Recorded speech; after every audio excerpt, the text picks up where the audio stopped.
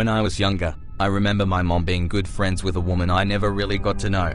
She was sweet and her husband was really nice too. They had a little girl, a lot younger than me. She was around 4 years old. One time they had asked my mum if she could watch over their house while they went on a short vacation. My mum agreed and I stayed to house sit with her.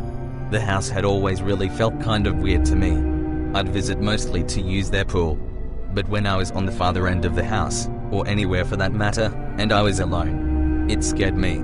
The time we had been at their house making sure everything was in order, feeding the dog and watering the plants, everything had gone by smoothly. When we were in the car, ready to leave, my mom shut off the engine and handed me the keys. She said she didn't remember if she locked the back doors. She told me to go back in and check.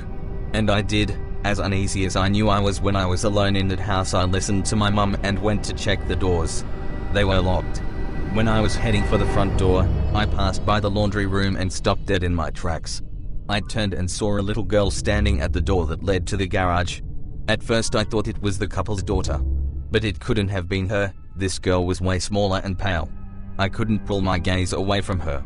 I was frozen. She was very thin and was in a little white dress. Her curly brown hair fell over her shoulders and covered her forehead. She gave off the impression of being seriously ill. I had no idea who she was or why she was there. I was only able to look away when my mom honked for me to come back. I ran out the front door, leaving it wide open. My mom screamed at me saying that the dog would get out. I only managed to get to her and told her there was a little girl in the laundry room in front of the garage door. For some reason she got out of the car without hesitation and went to check. Despite being scared out of my wits, I followed her. When we got inside, we saw the dog barking at the garage door. My mum suggested we stay to take care of the dog, but I begged her not to. She seemed to believe me and we decided to leave.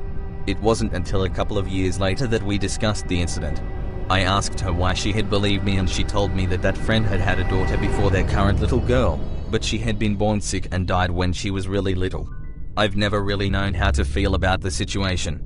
All I know now is that with that context, what I saw as a kid makes a lot more sense now.